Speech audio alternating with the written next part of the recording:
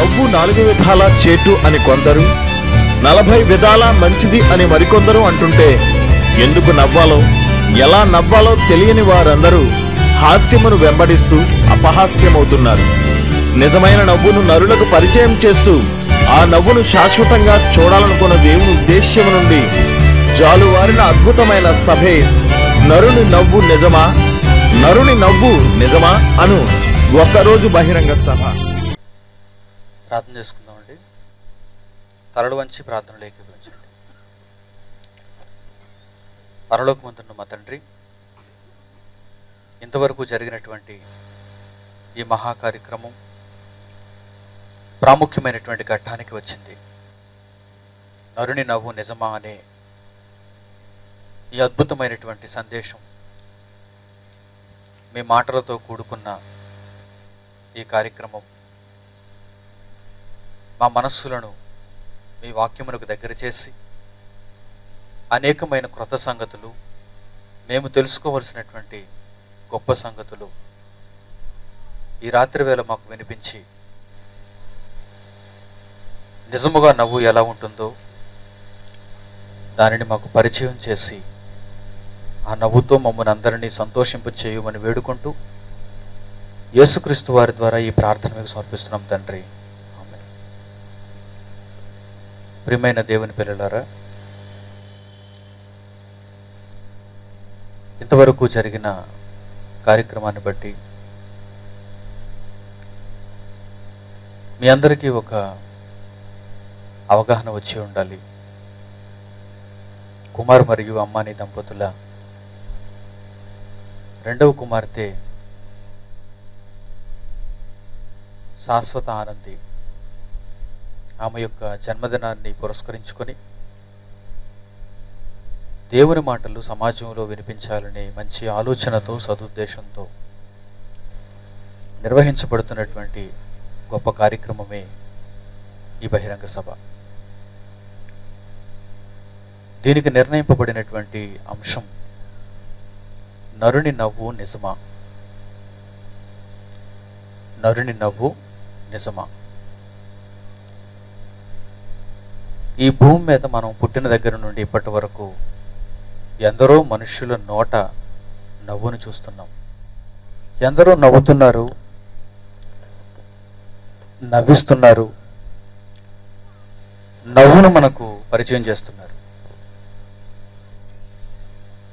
నిజానికి ఈ నవ్వు నిజమైనదేనా?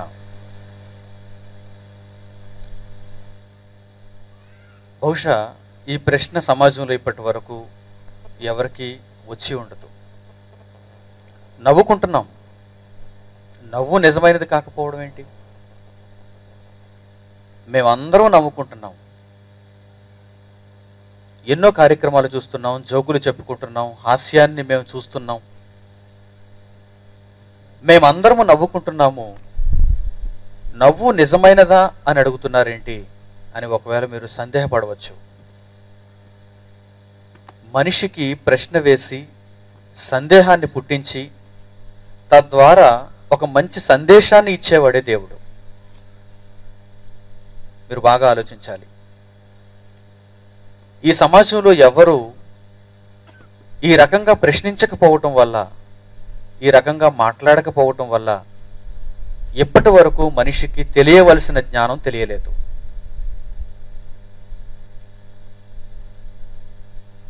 మనిషి నేర్చుకోదగినటువంటి మాట కేవలం బైబిలులో ఉన్నది అనటానికి ఎన్నో నిదర్శనాలు ఉన్నాయి. దానిని మనిషి పట్టించుకోకపోవటం వల్ల నవ్వుకుంటున్నాడు, నవ్వుకుంటున్నాడు, నవ్వుకుంటూ వెళ్ళిపోతున్నాడు. తన మనసులో ఎంతో బాధ ఉంటున్నా, తన జీవితంలో ఎన్నో కష్టాలు అతనికి ఎదురవుతున్నా ఏదో ఒక కార్యక్రమాన్ని చూసి నవ్వుకోవాలనుకుంటున్నాడు. ఏదో ఒకరి నోట మాట విని నవ్వుకోవాలనుకుంటున్నాడు. ఈ నవ్వు నిజమైనదా అని దేవుడు అడుగుతున్నాడు. మనిషి దానికి సమాధానం చెప్పలేకపోతున్నాడు. ప్రియులారా, జాగ్రత్తగా మీరు ఈ మాటలను ఆలకిస్తే ఈ ప్రపంచంలో నవ్వుతున్నటువంటి నరులందరి నవ్వు నిజమైనదో కాదో మీరు గ్రహిస్తారు. అంత మాత్రం చేతనే కాదు, నిజంగా నరుడు నవ్వాలి అంటే, అనగా నిజంగా మనం నవ్వాలి అంటే, నిజంగా మనం సంతోషించాలి అంటే ఎలా సంతోషిస్తే అది నిజమైనది అవుతుందో మీరు తెలుసుకోబోతున్నారు. ఈ సమాజంలో మనుషులను పక్కత్రోవ పట్టించడానికి అపవాది అయిన వాడు ప్రతి సందర్భంలో ప్రయత్నిస్తాడు అనేది నిజం. తన వైపుకు లాక్కోవాలని, దేవుని మార్గం నుండి మనిషిని తప్పించాలి అని దుష్టుడైన వాడు శతవిధాల ప్రయత్నం చేస్తున్నాడు. ఏ విధంగా అయితే నేను మనుషులను మరో దారిని తీసుకుని వెళ్ళగలను, దేవుని మార్గం నుండి మనిషిని ఏ విధంగా నేను పక్కదారి పట్టించగలను అని అపవాది ఆలోచిస్తూ ఎత్తుకు పై ఎత్తు వేస్తూ ఎక్కడ మనిషి పడిపోతాడో అక్కడ మనిషిని కొడుతున్నాడు. ఎక్కడ మనిషి బలహీనుడవుతాడో అక్కడ మనిషిని పట్టుకుంటున్నాడు. కష్టాలలో ఉన్న, ఇబ్బందులలో ఉన్న మనిషి నవ్వాలి అనుకుంటాడు కనుక మనిషికి నేను కృత్రిమమైన నవ్వును నేర్పిస్తే ఆ మనిషి నా దగ్గరకు వచ్చేస్తాడు అనుకున్నాడు అపవాది.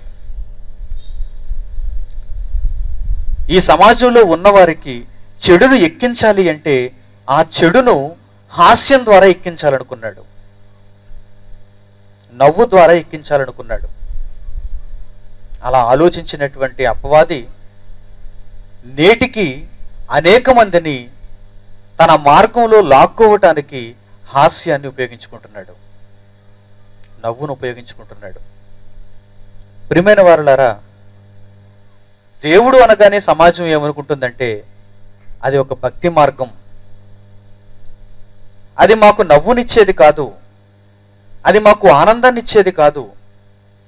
వారానికి ఒకరోజు, నెలకి ఒకరోజు, సంవత్సరానికి ఒకరోజు ఆరాధింపవలసిన వాడు దేవుడు, పూజించవలసిన వాడు దేవుడు, ఒక చిన్ని గదిలో బంధింపబడవలసిన వాడు దేవుడు, ఒక గుడిలో ఉండవలసిన వాడు దేవుడు. ఇలా మనిషి ఆలోచించటం వల్ల అనేక విషయాలలో మనిషి దేవునికి దూరం అయిపోతున్నాడు. మీరు జాగ్రత్తగా ఆలోచించాలి. దేవుని ఉద్దేశాలను తన గ్రంథంలో ఆయన వ్రాయించాడు. ప్రతి సందర్భంలో మనిషికి దేవుడు దగ్గర అవ్వాలని చూస్తున్నాడు. ప్రతి సందర్భంలో ఏదో మనం గుర్తు చేసుకున్నప్పుడు గుర్తుకొచ్చేవాడు కాదు దేవుడు. ప్రతి క్షణం మన జీవితంలో ఒక భాగం అయిపోవాలి అని దేవుడు ఆలోచిస్తున్నాడు. అందుకే ఆయన వ్రాయించినటువంటి పుస్తకంలో మనిషిని తన మార్గంలో ఉంచటానికి ఎంత ప్రయత్నిస్తున్నాడో మీరు జాగ్రత్తగా ఆలోచించాలి. ప్రియులారా, నవ్వును గూర్చి దేవుడు మాట్లాడుతున్నాడు. భూమి మీద మనిషి నవ్వుకుంటున్న నవ్వును గూర్చి దేవుడు మాట్లాడుతున్నాడు. ఇప్పటి వరకు మనం పుట్టిన దగ్గర నుంచి ఇప్పటి వరకు సమాజం చెప్పినటువంటి మాటలను మనం విన్నాం. ఇప్పుడు ఈ సమయంలో దేవుడు చెప్పిన మాటలను మనం విందాం. సమాజం ఏం చెప్పింది అంటే, తీరిక సమయంలో ఒక జోకు చదువుకోమంది, మీరు బాధలో ఉన్నప్పుడు ఒక ప్రోగ్రాం చూడమంది, మీరు కన్నీరు కారుస్తున్నప్పుడు ఒక ఛానల్ మార్చమంది. అప్పుడు మీరు నవ్వుకుంటారు, అప్పుడు మీరు ఆనందిస్తారు. ఈరోజు చాలా మంది మనుషులు ఇదే అలవాటులో ఉన్నారు. వారికి బాధ కలిగితే జెమినీ కామెడీ, వారికి ఒకవేళ మనసు బాగోకపోతే ఈటీవీ జబర్దస్త్, వారికి ఒకవేళ హృదయ వికారంగా ఉంటే ఈటీవీ ప్లస్. చూసారా, ఎన్నో కార్యక్రమాల ద్వారా మేము నవ్వుకోవాలి అనుకుంటున్నాడు మనిషి. సమాజం ఇలాగే నేర్పించింది. ఇప్పుడు దేవుని దగ్గరకు మనం వెళదాం. నిజంగా ఈ సమాజంలో ఉన్న మనుషులు నవ్వుకుంటున్న ఈ నవ్వు నిజమైనదా లేక నిజం కానిదా? అబద్ధంగా మనిషి నవ్వుకుంటున్నాడా? అసత్యమైన నవ్వును మనిషి కలిగి ఉంటున్నాడా? నిజం కాని నవ్వును నరుడు కలిగి ఉంటున్నాడా అనేది మనం దేవుని దగ్గరకు వచ్చి ఆలోచిస్తే ఆయన ఒక మంచి మాట చెబుతున్నాడు. ఇప్పుడు ఆయన మాటలలోనికి మనం వెళదాం. సామెతల గ్రంథం, బైబిల్ అనే దేవుని పుస్తకంలో సామెతల గ్రంథంలో వ్రాయబడిన ఒక చక్కని మాట చూద్దాం. సామెతల గ్రంథము 14వ అధ్యాయము 13వ వచనం జాగ్రత్తగా చూడండి. సామెతల గ్రంథము 14వ అధ్యాయము 13వ వచనం. ఒకడు నవ్వుచుండినను హృదయమున దుఃఖముండవచ్చును అంటున్నాడు చూడండి ఆయన. ఒకడు నవ్వుచుండినను హృదయమున దుఃఖముండవచ్చును. నరుని నవ్వును గూర్చి ఎవరు మాట్లాడుతున్నారు? దేవుడు మాట్లాడుతున్నాడు. నరుని నవ్వును గూర్చి దేవుడు మాట్లాడుతున్నాడు. ఆయన ఏమంటున్నాడు అనుకుంటున్నారు? ఒకడు నవ్వుకుంటాడు, ఒకడు నవ్వుచుండెనను వాని హృదయం ఉంది చూసారా, వాని మనస్సు ఉంది చూసారా, ఆ మనసంతా దుఃఖంతో నిండిపోయి ఉంటుంది. లోపల దుఃఖాన్ని ఉంచుకొని పైకి నవ్వును చూపిస్తే ఆ నవ్వు నిజమైనదా? కాదు. జాగ్రత్తగా ఆలోచించాలి మీరు. నిజమైన నవ్వులోనికి దేవుడు మనల్ని తీసుకుని వెళ్ళబోతున్నాడు. ఇప్పటి వరకు సమాజంలో ఉన్న చెడు కార్యక్రమాలన్నీ అబద్ధపు నవ్వులో మనలను ఉంచాయి, అసత్యకరమైన నవ్వులో మనలను ఉంచాయి, నిజము కాని నవ్వులో మనలను ముంచాయి. ఇంకా ఇలాగే ఉంది సమాజం. 10 కోట్లకు పైగా ఉన్న ఈ ఆంధ్ర రాష్ట్ర జనాభాలో, తెలుగు రాష్ట్రాల జనాభాలో ఎంతమంది ఇక్కడ కూర్చున్నారు, ఎంతమంది ఈ మాటలు వింటున్నారు చూడండి. 10 కోట్ల మంది తెలుగువారు, 200 మంది దేవుని పిల్లలు. 10 కోట్లు మైనస్ 200 ఎంతమంది మిగిలిపోయారో చూడండి. 9,99,99,99,900 ఎంతమంది మనుషులు? కోటాను కోట్ల మంది మనుషులకు ఈ వాక్యం ఇంకా దూరంగానే ఉండిపోయింది. వారేమనుకుంటున్నారు? ఇప్పటికీ వారేమనుకుంటున్నారు? నవ్వు అనగానే ఒక ప్రోగ్రాం, నవ్వు అనగానే ఒక హాస్యం, నవ్వు అనగానే ఒక జోకుల పుస్తకం, నవ్వు అనగానే ఏదో ఒక వింతైన దృశ్యం, నవ్వు అనగానే ఒక వ్యక్తి హావభావాలతో మనలను రంజింపచేసేది, అదే నవ్వు అనుకుంటున్నారు. కాదు. దేవుడు ఏమంటున్నాడంటే, ఒకడు నవ్వుచుండెనను వాని హృదయమునే ఉండొచ్చు, దుఃఖం ఉండవచ్చు. ఒకడు నవ్వుచుండెనను వాని హృదయమున దుఃఖం ఉండవచ్చు. సంతోషము తుదకు వ్యసనమగును అంటున్నాడు చూడండి. ఒకవేళ అలాంటి నవ్వును గనక ఎవరైనా కలిగి ఉంటే అది చివరికి ఏమైపోతుంది? బాధతో కూడినది అయిపోతుంది. సంతోషము తుదకు వ్యసనమగును, చివరకు వ్యసనమైపోతుంది, అసహ్యించుకునేదైపోతుంది, పనికిరానిదైపోతుంది. ప్రియమైన వారలారా, జాగ్రత్తగా మీరు ఆలోచన చేయండి. నిజమైన నవ్వును దేవుడు పరిచయం చేయడానికి ఆలోచన చేస్తున్నాడు. తన పిల్లలలో, తన వాక్యమును తెలుసుకున్న వారిలో ప్రతి ఒక్కరూ నిజమైన సంతోషాన్ని కలిగి ఉండాలని ఆయన కోరుకుంటున్నాడు. అందుకే ముందుగా ఆ రహస్యం మనకు తెలియజేస్తున్నాడు. ఒకడు నవ్వుచుండెనను వాని హృదయంలో బాధ ఉంటుంది, విచారం ఉంటుంది. చాలా మందికి ఒక వాయువును గురించి తెలిసి ఉండాలి. లాఫింగ్ గ్యాస్ అంటారు దానిని. Laughing gas. ఈ వాయువును గనక మన మధ్యలో విడిచిపెట్టారనుకోండి, ఆ వాయువును గనక మనం పీలుస్తున్నాం అనుకోండి, ఆ వాయువు యొక్క వాతావరణంలో కనుక మనం ఉన్నాం అనుకోండి, వెంటనే మనం నవ్వేస్తాం. ఏడుస్తున్న వారి దగ్గరకు తీసుకెళ్ళి గ్యాస్ వదిలేరనుకోండి, వెంటనే వారు నవ్వేస్తారు. అప్పుడప్పుడు మనకు ప్రలాపిస్తున్న వారు కనిపిస్తుంటారు, ఏడుస్తున్న వారు కనిపిస్తుంటారు శవం దగ్గర. అయిన వారిని వారు కోల్పోతే ఆ శవం దగ్గర కూర్చుని వారు ఏడుస్తుంటారు. అలాంటప్పుడు మీరు ఈ లాఫింగ్ గ్యాస్ సిలిండర్ తీసుకొని అక్కడ వదిలేరనుకోండి, అందరూ పక్క నవ్వుతూ ఉంటారండి. మిగిలిన వారందరూ ఆశ్చర్యపోతారు, ఏంటి శవాన్ని దగ్గర పెట్టుకుని ఇలా నవ్వేస్తుంది ఈమె, ఏంటి శవాన్ని దగ్గర పెట్టుకుని ఇలా నవ్వేస్తున్నాడు ఈయన పగలబడి.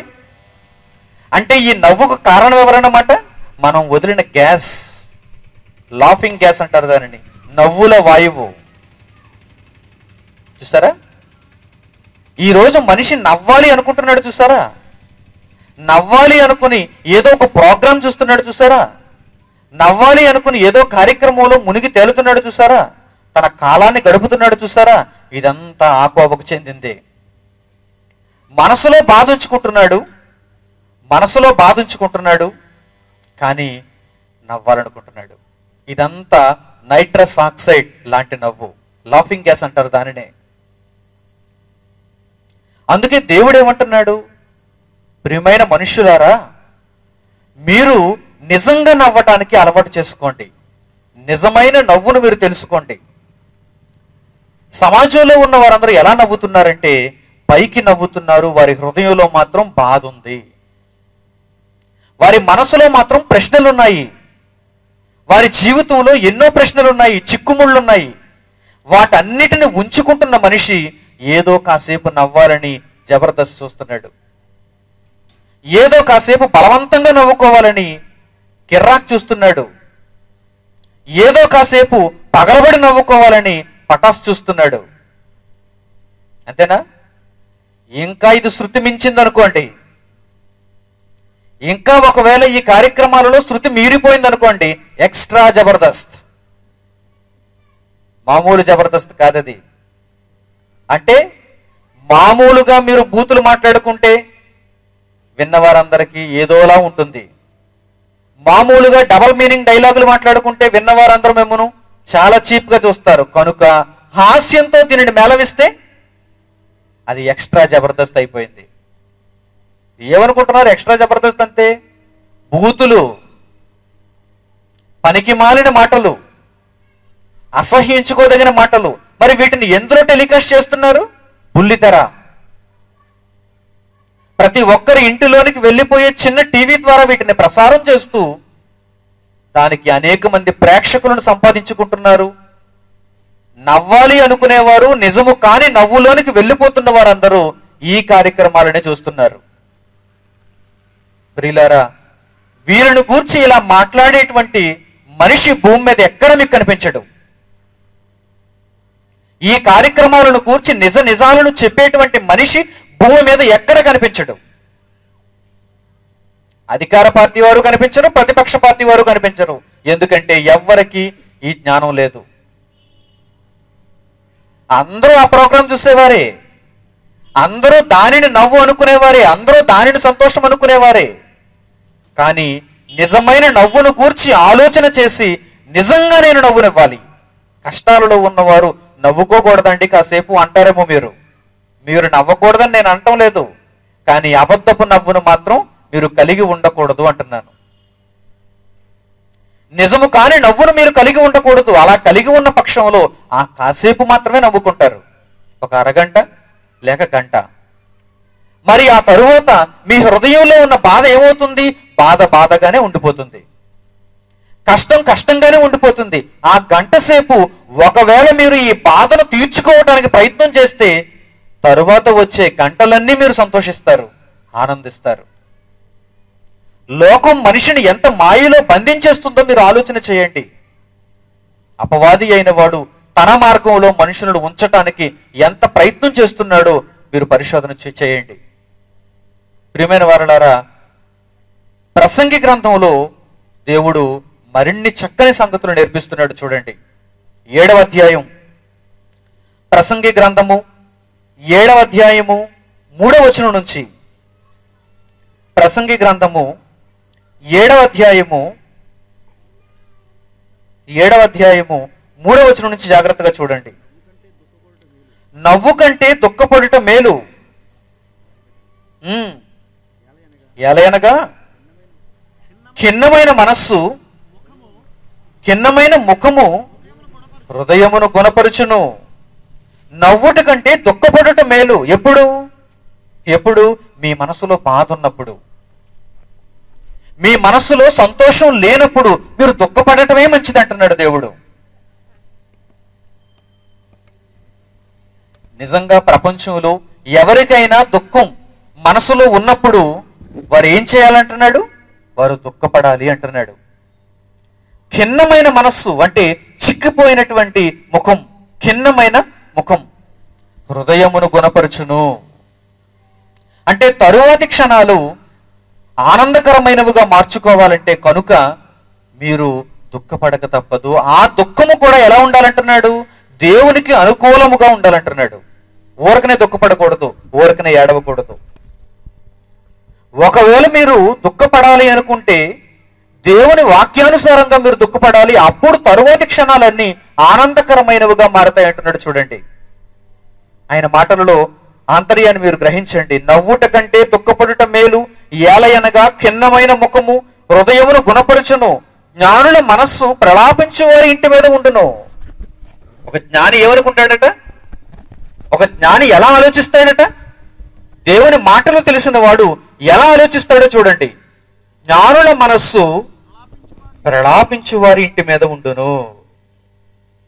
అంటే జ్ఞాని ఏమనుకుంటాడంటే, నా జీవితకాలం అంతా నేను సంతోషించాలంటే దుఃఖపడాల్సి వచ్చినప్పుడు నేను దుఃఖపడాలి, ప్రలాపించవలసి వచ్చినప్పుడు నేను ప్రలాపించాలి. ఆ తరువాత నా జీవితం సుఖవంతంగా ఉంటుంది, ఆ తరువాత నేను నిజమైన నవ్వులోనికి వెళతాను అని జ్ఞాని ఆలోచిస్తాడు అని వ్రాయబడింది. చూడండి, అయితే బుద్ధిహీనుల తలంపులు సంతోషించు వారి మధ్య నుండును. బుద్ధిహీనుడు ఎలా ఆలోచిస్తాడట? ఎవరైతే ఎక్కడైతే బాధతో ఉన్నారో వారి దగ్గరకు వెళ్ళడట, వారి కొరకు ఆలోచించడట, వారి మీద మనస్సు ఉంచడట. మరి ఎవరి మీదకి వెళ్ళిపోతున్నాడు? ఎవరి దగ్గరికి వెళ్ళిపోతున్నాడు? ఎక్కడ పాట ఉంది, ఎక్కడ ఆట ఉంది, అక్కడికి వెళ్ళిపోతున్నాడు. బుద్ధిహీనుల తలంపులు ఎవరి మీద ఉంటాయో, ఎక్కడుంటాయో చెబుతున్నాడు. చూడండి, బుద్ధిహీనుల తలంపులు సంతోషించు వారి మధ్య నుండును. బుద్ధిహీనుల పాటలు వినుట కంటే జ్ఞానుల గద్దింపు వినుట మేలు అంటున్నాడు. చూడండి, బుద్ధిహీనుల పాటలు. ఎలాగైనా నేను సంతోషించాలి, బాధలో ఉన్నా నేను సంతోషించాలి, వేదనలో ఉన్నా నేను సంతోషించాలి, ప్రశ్నలతో నిండిపోయిన జీవితంతో ఉన్నా నేను సంతోషించాలి అనే పాటలు పాడుకుంటున్న బుద్ధిహీనుడు ఎందుకు పనికిరాని వాడుగా ఇక్కడ చెప్పబడింది. చూడండి, బుద్ధిహీనుల పాటలు వినుట కంటే జ్ఞానుల గద్దింపు మాటలు వినుట మేలు. ఏలయనగా ఎందుకు అంటున్నాడంటే ఈ మాటలన్నీ ఆయన ఇప్పుడు చెబుతున్నాడు. చూడండి, బాణ క్రింద చిటపటయను చితుకుల మంట ఎట్టిదో. ఒక బాణ, పెద్ద బాణ, పెద్ద కుండ, ఒక మట్టి కుండ. ఆ మట్టి కుండలో నీళ్లు, ఆ మట్టి కుండలో బట్టలు. వాటిని ఉడికించటానికి, వాటిని వేడి చేయడానికి క్రింద ఏం పెడుతున్నాం? చితుకుల మంట. చిన్ని చిన్ని పుల్ల మొక్కలు ఏరుకుని వచ్చి, తాటేకు ఆకులు వేరుకుని వచ్చి దాని క్రింద పెట్టి పొయ్యి వెలిగిస్తున్నాం, పొయ్యి మంట పెడుతున్నాం. అప్పుడు అవి ఎలా వెలుగుతాయి? చిటపట చిటపట చిటపట చిటపట. వాటి శబ్దం చూసారా? ఏదో తారాజువు శబ్దంలో ఉంటుంది అక్కడ. అలా చిన్న మంట పెట్టగానే ఆ లోపల చితుకులన్నీ ఏమైపోతున్నాయి చూడండి. చిటపట చిటపట చిటపట చిటపట శబ్దం. ఆ శబ్దాన్ని చూసి మనం ఏమనుకుంటాం?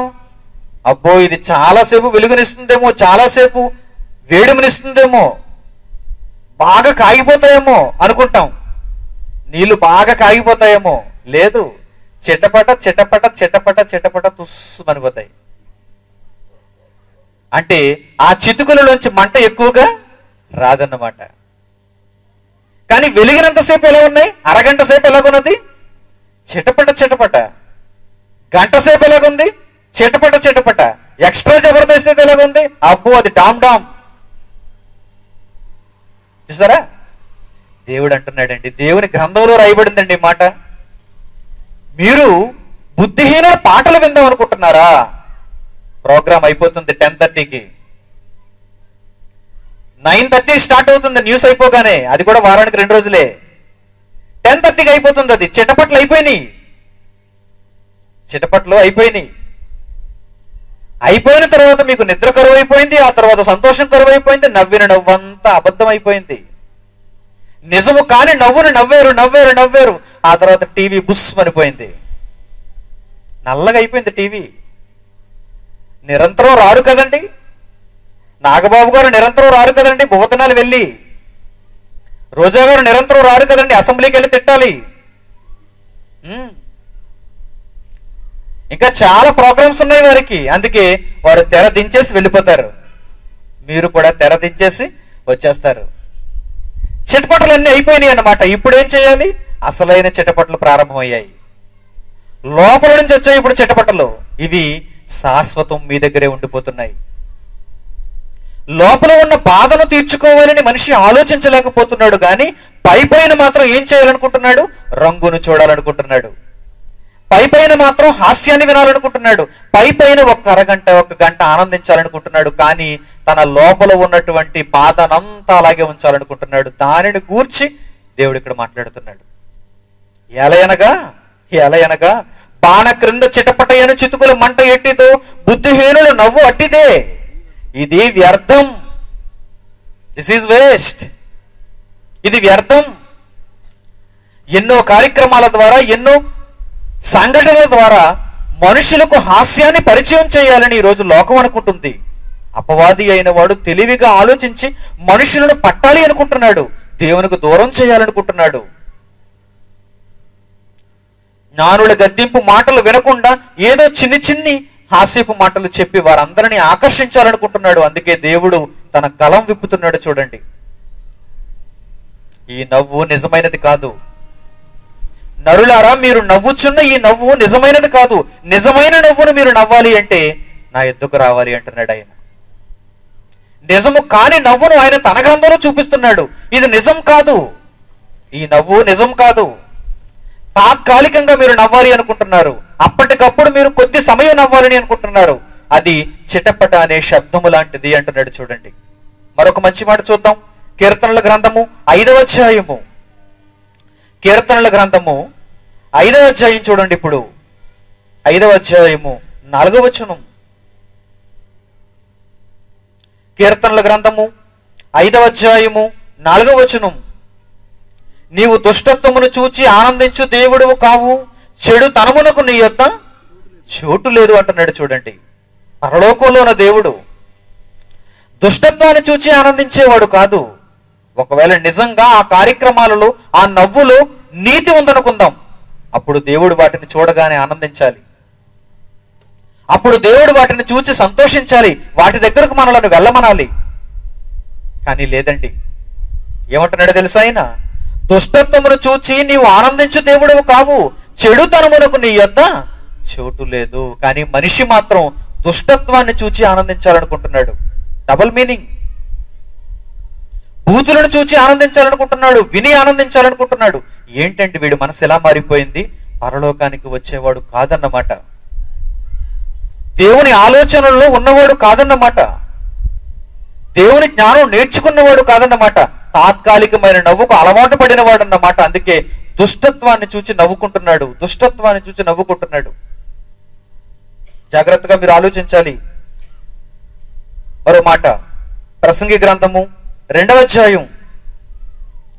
జ్ఞాని అయినటువంటి సొలొమోను ప్రసంగి గ్రంథము 2వ అధ్యాయంలో ఏమంటున్నాడు? జాగ్రత్తగా చూడండి. 2వ అధ్యాయం 1వ వచనం నుంచి. ప్రసంగి గ్రంథము 2వ అధ్యాయము 1వ వచనం నుంచి. కానీ నిన్ను సంతోషము చేత శోధించి చూతును, నీవు మేలును అనుభవించి చూడుమని నేను నా హృదయముతో చెప్పుకుంటుని. జ్ఞాని అయిన సొలొమోను ఇక్కడ ఏమని మాట్లాడుతున్నాడో తెలుసా? ఒక రాజు ఆయన, ఒక మహాచక్రవర్తి ఆయన దగ్గర చాలా మంది పరివారం, చాలా ఆస్తి, చాలా సంపద ఆయన దగ్గర ఉన్నాయి. అటువంటి పరిస్థితులలో ఆయన ఒక ఆలోచన చేసుకుంటున్నాడు. నా దగ్గర ఉన్న దానితో నా హృదయాన్ని సంతోష పెట్టుకోవాలి, నేను ఆనందించాలి, నేను నవ్వుకోవాలి అనుకుంటున్నాడు సొలొమోను. కృత్రిమంగా నవ్వుకోవటం, నిజము కాని నవ్వును కలిగి ఉండటం ఇక్కడ మనకు చూపిస్తున్నాడు. చూడండి, ఈరోజు సమాజం అంతా ఎలా నవ్వుకోవాలని ఆలోచిస్తుందో ఆ రోజు సొలొమోను కూడా నవ్వాలని అనుకుంటున్నాడు, నవ్వాలని ఆలోచిస్తున్నాడు. కానీ నిన్ను సంతోషము చేత శోధించి చూతును, నీవు మేలును అనుభవించి చూడమని నేను నా హృదయముతో చెప్పుకుంటుని, అయితే అదియో వ్యర్థ ప్రయత్నం అయిన అంటున్నాడు. చూడండి, ఏమైపోయింది? అది వ్యర్థ ప్రయత్నము. ఊరకనే నవ్వుకోవాలి అనుకుంటే కావాలని నవ్వుకోవాలి అనుకుంటే, రాని నవ్వును తెచ్చుకోవాలి అనుకుంటే అదేమవుతుందో అక్కడ జ్ఞాని ముందుగా చెబుతున్నాడు చూడండి, అది వ్యర్థ ప్రయత్నం. అలాంటి ప్రయత్నాలు చేయకండి. ఎందుకంటే ప్రయత్నం చేసిన వాడు ముందే చెప్పేస్తున్నాడు మనకి, మీరిక ఆ ప్రయత్నం చేయకండి. ఎందుకంటే నేను ఒకానొక సందర్భంలో ఇలా నవ్వుకోవాలనే చూశాను. సులోమోనుగా నేను ఒకానొక సందర్భంలో ఇలా నా దగ్గర ఉన్న సంపద చేత నవ్వుకోవాలి, ఆనందించాలి, సంతోషించాలని చూశాను. కానీ అది వ్యర్థ ప్రయత్నం అయిపోయింది. ఆ సందర్భంలో నేను నవ్వుతో ఏమన్నానో తెలుసా? ఆ సంతోషంతో ఏమన్నానో తెలుసా? ఆ కృత్రిమమైన ఆనందంతో నేను ఏమన్నానో తెలుసా? 2వ వచనంలో చెబుతున్నాడు చూడండి, నవ్వుతో నీవు వెర్రిదానివి, నవ్వుతో నీవు వెర్రిదానివనియు, సంతోషముతో నీ చేత కలుగునదేమి అనియు నేనంటిని అంటున్నాడు చూడండి అక్కడ. అంటే ముందుగా ప్రయత్నం చేసిన సొలొమోను తరువాత వచ్చేటువంటి మనుషులకు జ్ఞానాన్ని నేర్పిస్తున్నాడు. మీరు ఊరకనే నవ్వుకోవాలి అనుకుంటే గనక ఆ నవ్వు ఎలాంటిదో నన్ను అడగండి, నేను చెబుతానంటున్నాడు. చూసారా, జ్ఞాని కదండి ఆయన, అన్నిటినీ చూచినవాడు కదండి ఆయన. ఆ తరువాత ఆ మార్గంలోనికి వెళ్లకుండా ఉండు నిమిత్తము సొలొమోను ముందుగా మనుషులకు హెచ్చరిక జారీ చేస్తున్నాడు. ఏమంటున్నాడంటే, నేను చాలా సంతోషించాలని చూశాను, నేను చాలా నవ్వుకోవాలని చూశాను, నేను చాలా ఆనందించాలని ప్రయత్నం చేశాను. కానీ అది ఏమైపోయింది? వ్యర్థ ప్రయత్నం అయిపోయింది. చివరకు అది వ్యర్థమైపోయింది. అప్పుడు నేను ఏమన్నానంటే, నవ్వుతో నీవు వెర్రిదానివి, నన్ను అరగంట నవ్వించావు, నన్ను 1 గంట సేపు నవ్వించావు, అంతేనా? నీవు వెర్రిదానివని నవ్వుతో, సంతోషంతో ఏమంటున్నాడు చూడండి, నీ చేత కలుగునదేంటి? నా బాధ తీర్చగలవా? లోపల ఉన్న మనసులో ఉన్న ప్రశ్నలను తీర్చగలవా? లేనే లేదు. తాత్కాలికంగా నా ముఖం మీద, నా మూతి మీద నీవు చిన్న చిరునవ్వును పుట్టించగలవు అంతే, తాత్కాలికంగా, కొద్దిసేపు. కానీ నీ చేత అయినదేమీ లేదంటున్నాడు చూడండి. నవ్వుతో నీవు వెర్రిదానివనియు, సంతోషముతో నీ చేత ఏమవుతుంది అనియు నేను చెప్పితిని అంటున్నాడు చూడండి. అలాంటప్పుడు మనిషి ఏమైపోవాలి? దానికి దూరం అవ్వాలి.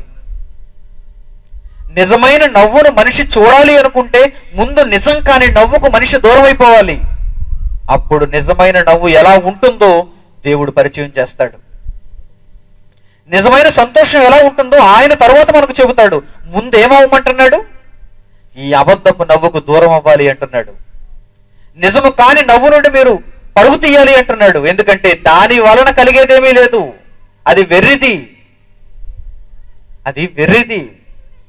దాని వలన మనుషుల బ్రతుకులు బాగుపడవు, దాని వలన సమాజానికి మేలు జరగదు. ఆ నవ్వు నిజము కానిది కనుక దాని వలన మనుషులకు చేకూరే ప్రయోజనమేమీ లేదు. అసలైన నవ్వును కనుక మీరు కలిగి ఉంటే అది మనుషులకు ఉపయోగకరముగా ఉంటుంది. ఇప్పుడు యేసుక్రీస్తు వారి మాటల్లోనికి వెళదాం. దేవుని కుమారుడైన యేసుక్రీస్తు భూమి మీదకి వచ్చిన తర్వాత ఆయన నవ్వును గూర్చి మాట్లాడుతున్నాడు, నవ్వును గూర్చి పరిచయం చేస్తున్నాడు. ఎలాంటి నవ్వును మనిషి కలిగి ఉండాలో ఆయన చెప్పాలనుకుంటున్నాడు. లూకాసు వార్త 6వ అధ్యాయం చూడండి. లూకాసు వార్త 6వ అధ్యాయము, లూకాసు వార్త 6వ అధ్యాయము 21వ వచనం. లూకాసు వార్త 6వ అధ్యాయము 21వ వచనం.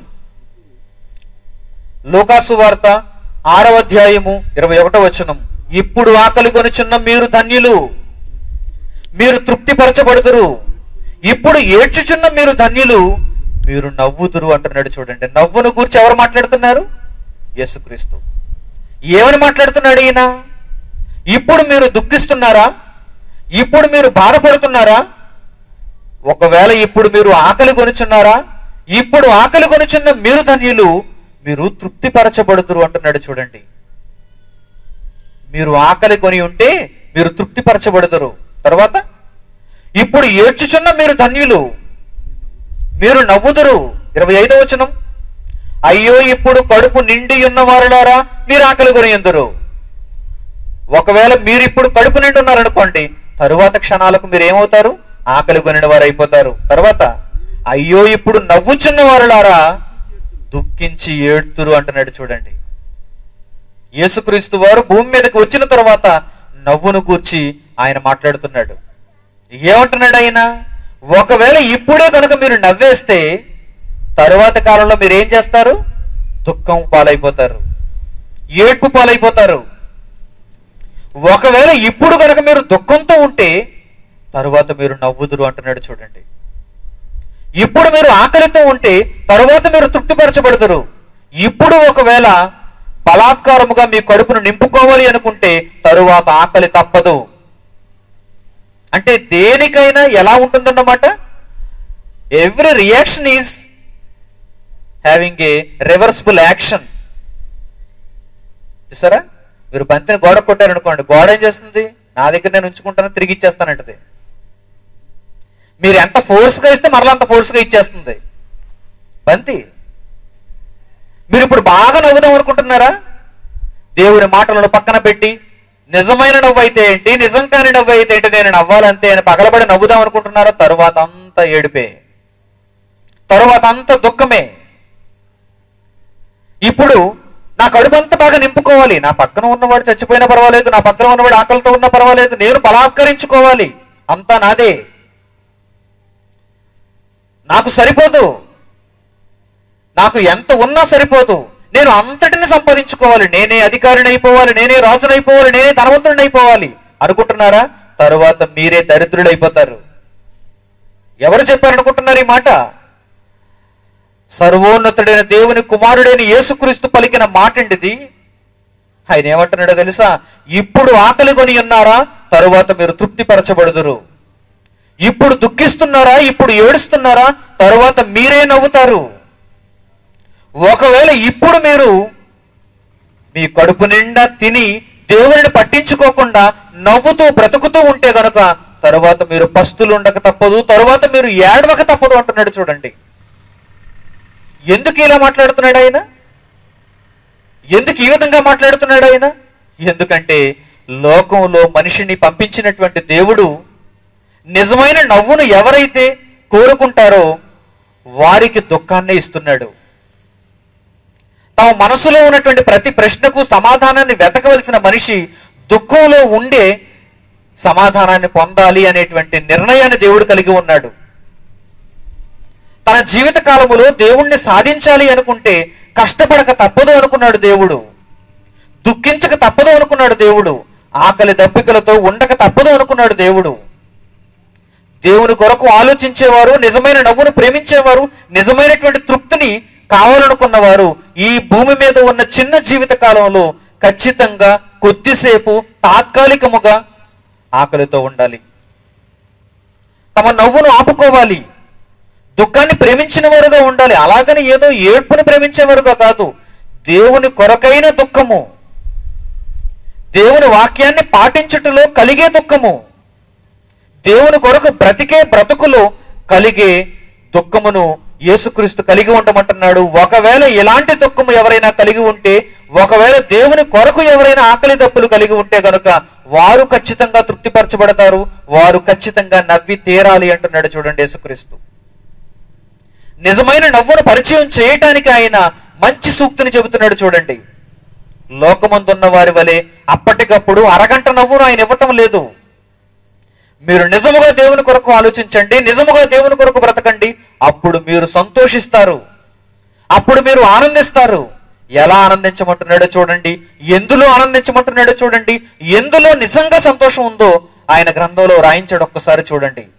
కీర్తనల గ్రంథం 1వ అధ్యాయం 1వ వచనం. కీర్తనల గ్రంథము 1వ అధ్యాయము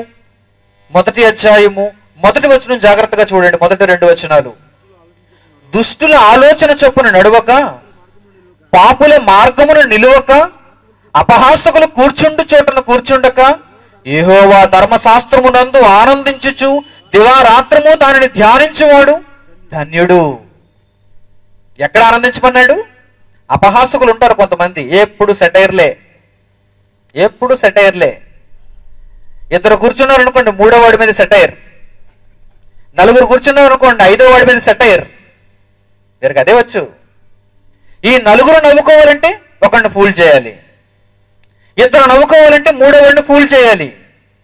అదే కదండి చేస్తున్నారు. జబర్దస్త్లో ఏం చేస్తారు చెప్పండి? వాడిని వాడు ఫూల్ చేసుకుంటాడా? చేసుకోడు.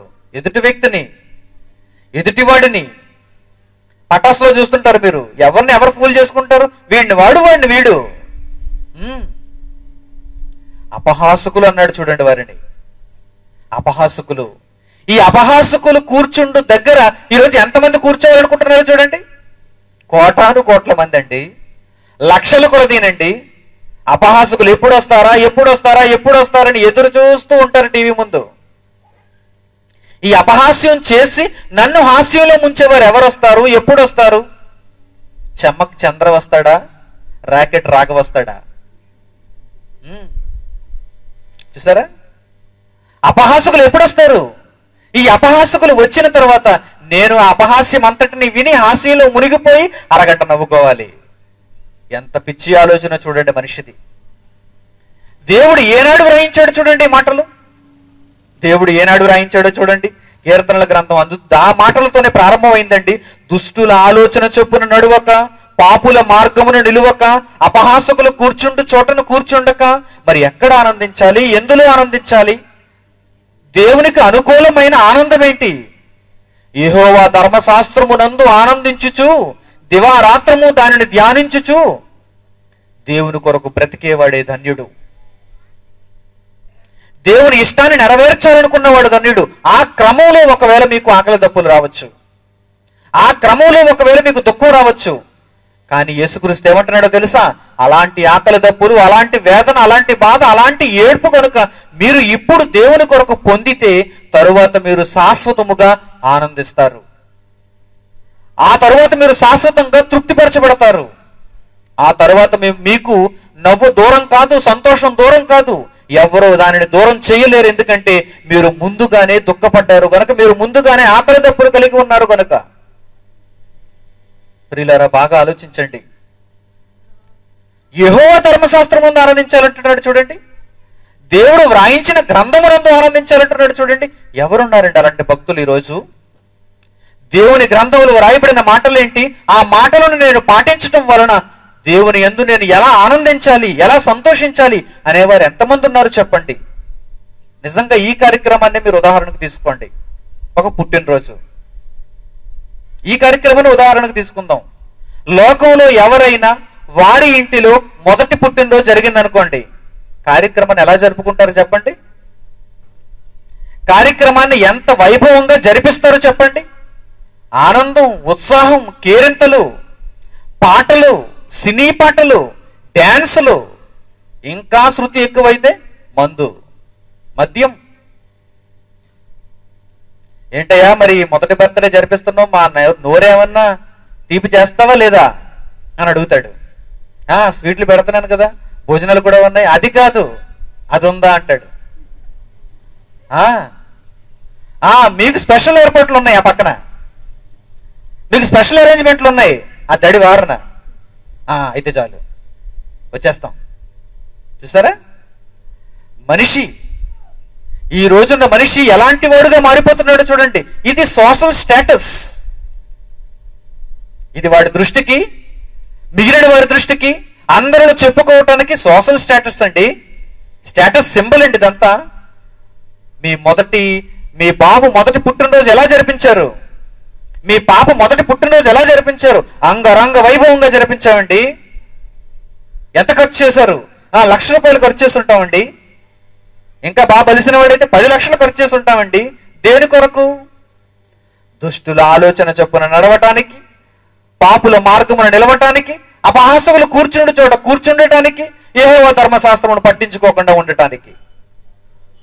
ఎంతమంది? లోకంలో ఎందరో. ఇలాంటి వారు అక్కడక్కడ కనిపిస్తారు మీకు. అక్కడక్కడ మీ గ్రామం మొత్తాన్ని వడకెడితే ఇలాంటి వారు వేళ్ల మీద లెక్క పెట్టచ్చు. 1 2 3 4 5 6 అంతే, అంతకంటే ఎక్కువ ఉంటారు. మిగిలిన వారందరూ ఎలా ఆలోచిస్తున్నారు? తెలియక ఆలోచిస్తున్నారేమో. ఎలా తెలియక అలా ఆలోచిస్తున్నారేమో, ఎవరు చెప్పక అలా ఆలోచిస్తున్నారేమో, మీ పెద్దవారు మీకు చెప్పక అలా ఆలోచిస్తున్నారేమో. తప్పులేదు. మీకు తెలియక అలా ఆలోచించారు కనుక తప్పులేదు. ఇప్పుడు తెలిసింది కనుక దేవుని మాటల ప్రకారం ఆలోచించండి. ఇప్పుడు మీరు తెలుసుకున్నారు కనుక ఇక మీదట అలా చేయకండి. మీరు ఆనందిస్తే ఎలా ఆనందించాలో తెలుసా? దేవుని ధర్మశాస్త్రమునందు మీరు ఆనందించాలి. దేవుడు మీ కొరకు వ్రాయించిన గ్రంథము ప్రకారం మీరు ఆనందించాలి. అలాంటి ఆనందం శాశ్వతమవుతుంది. అలాంటి ఆనందం మీ పిల్లలకు ఆశీర్వాదం అవుతుంది. అందుకేనండి మీ పిల్లలు ఎలా మారిపోతున్నారో చూడండి. మీ పిల్లలు ఎలా తయారవుతున్నారో చూడండి. ప్రియమైన వారలారా, మన బాగును కోరి దేవుడు వ్రాయించిన మాటలు ఇవన్నీ. మన శ్రేయస్సును కోరి దేవుడు పలికించిన మాటలు ఇవన్నీ. మరో మంచి మాట చూపిస్తాను మీకు, జాగ్రత్తగా చూడండి. కీర్తనల గ్రంథము 112వ అధ్యాయము. కీర్తనల గ్రంథము 112వ అధ్యాయము 1వ వచనం. కీర్తనల గ్రంథము 112వ అధ్యాయము 112వ అధ్యాయము 1వ వచనం. యెహోవాను స్తుతించుడి, యెహోవా యందు భయభక్తులు గలవాడు ఆయన ఆజ్ఞలను బట్టి అధికముగా ఆనందించువాడు ధన్యుడు. యెహోవాను స్తుతించుడి, యెహోవా యందు భయభక్తులు గలవాడు ఆయన ఆజ్ఞలను బట్టి అధికముగా ఆనందించువాడు ధన్యుడు. వాని సంతతి వారు భూమి మీద బలవంతులగుదురు అని రాయబడింది. చూడండి, మీ సంతానాన్ని గురించి అక్కడ ఎందుకు మాట్లాడుతున్నాడు? మీరు దేవుని వాక్యాన్ని బట్టి ఆనందించినప్పుడు మీ సంతానాన్ని గురించి ఎందుకు మాట్లాడుతున్నాడు? దానికి దీనికి సంబంధం ఉందన్నమాట. మీరు యెహోవా ధర్మశాస్త్రమునందు ఆనందించేవారైతే, ఆయన వ్రాయించిన మాటలను బట్టి మీరు అధికముగా ఆనందించిన వారైతే, ఆయన ఆజ్ఞలను మీరు పాటించిన వారైతే, మీ సంతానపు వారు భూమి మీద ఎలా ఉంటారో తెలుసా? బలవంతులుగా ఉంటారు.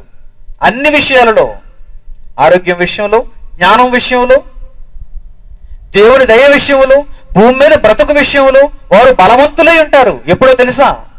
మీరు ఆయన ఆజ్ఞలను పాటించినప్పుడు, ఆయన ఆజ్ఞల యందు మీరు అధికముగా ఆనందించినప్పుడు. వీరికి కూడా అలాంటి కోరిక ఉండొచ్చు. లోకమందున మిగిలిన మనుషుల వలె మేము కూడా గ్రాండ్ గా జరుపుకోవాలి పాప పుట్టినరోజు అనుకునే ఆలోచన వీరికి కూడా ఉండొచ్చు. కానీ దానిని వీరు ఖండించారు. ఆ ఆనందం మాకొద్దు. లోకం ఆనందించే నిజము కాని నవ్వు మాకొద్దు. మరి మాకు ఎలాంటి నవ్వు కావాలి? శాశ్వతమైన నవ్వు కావాలి, నిజమైన నవ్వు కావాలి. వీరందరూ మూర్ఖులు, పిచ్చోళ్ళు, తెంగరోళ్ళు. ఏం చేయాలో తెలియక చేతి నిండా డబ్బు ఉండేసరికి ఏం చేయాలో ఎలా చేయాలో తెలియనటువంటి అమాయకులండి వీరందరూ. తెలియనటువంటి అమాయకులు, నేడుండి రేపు వెళ్ళిపోయేటువంటి వారు. అతి చిన్న ఆయుష్ను కలిగి భూమి మీదకు వచ్చిన వారు దేవుడు వ్రాయించిన మహాజ్ఞానాన్ని పక్కన పెడితే చివరకు దుఃఖం తప్పదండి, చివరకు ఏడ్పు తప్పదండి. అందుకే ఆయన వ్రాయించిన మాటలకు మనం విలువనివ్వాలి. ఆయన ఆజ్ఞలను బట్టి అధికముగా ఆనందించేవారు భూమి మీద ఆయనకు కావాలి. అలాంటి వారి సంతానమును దేవుడు బలవంతులుగా మారుస్తున్నాడు. చూడండి, బలవంతులుగా మారుస్తున్నాడు. చూడండి,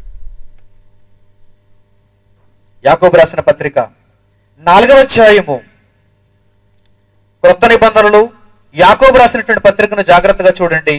4వ అధ్యాయము 8వ వచనం. యాకోబు రాసిన పత్రిక 4వ అధ్యాయము 8, 9 వచనాలు. దేవుని యొద్దకు రండి, అప్పుడు ఆయన మీ యొద్దకు వచ్చును. పాపులారా మీ చేతులను శుభ్రం చేసుకొనుడి, ద్విమనస్కులారా మీ హృదయములను పరిశుద్ధపరచుకొనుడి. వ్యాకుల పడుడి, దుఃఖపడుడి, ఏడువుడి. మీ నవ్వు దుఃఖమునకు, మీ ఆనందము చింతకు మార్చుకొనుడి అంటున్నాడు. చూడండి, ఆయన జబర్దస్త్లో నవ్వేవారందరినీ, పటాసులో పేలిపోయేవారందరినీ ఏమంటున్నాడు ఆయన? జాగ్రత్తగా చూడండి, దేవుని యొద్దకు రండి, దేవుని యొద్దకు రండి, అప్పుడు ఆయన మీ యొద్దకు వచ్చును. దేవుని యొద్దకు రండి, అప్పుడు ఆయన మీ యొద్దకు వచ్చును. పాపులారా మీ చేతులు శుభ్రం చేసుకోండి. మీరు పవిత్రులు కావాలి, మీ మనసు మారిపోవాలి. పాపులారా మీ చేతులు శుభ్రం చేసుకోండి. ద్విమనస్కులారా మీ హృదయములను పరిశుద్ధపరచుకొనుడి. ఒకవైపు దేవుని దగ్గరకు వెళ్ళాలని, మరోవైపు రంగుల లోకంలో మునిగిపోవాలని ఉంది. ద్విమనస్కులు అన్నాడు. చూడండి వారిని. పైకి దేవుడు అంటారు, లోపల అపవాది కార్యక్రమాలలో మునిగిపోతున్నారు. పైకి దేవుని భక్తి అంటున్నారు, మేము దేవుని పిల్లలు అంటున్నారు, దేవుని దయ మాకు కావాలి అంటున్నారు, దేవుని ఆశీర్వాదం మా మీద ఉండాలి అంటున్నారు, మా కుటుంబం దేవుని వలన చల్లగా ఉండాలి అనుకుంటున్నారు. పైకి దేవుడు కావాలని కోరుకుంటూనే తమ కార్యక్రమాలలో ఎవరిని ఉంచుకుంటున్నారో చూడండి. వారిని గురించి దేవుడు ఏమంటున్నాడో చూడండి. ద్విమనస్కులారా, మీకు దేవుడు నిజంగా అర్థమైతే, మిమ్మల్ని దేవుడు నిజంగా ప్రేమించాడని మీకు అర్థమైతే, మీరు నిజంగా దేవుణ్ణి కోరుకుంటే నిజంగా దేవుని కోసం బ్రతకండి. నిజంగా ఆయన ఆజ్ఞల దగ్గరకు వచ్చేయండి. నిజమైన నవ్వు దగ్గరకు మీరు వచ్చేయండి. ఎందుకు ద్విమనస్కులుగా ఉంటారు?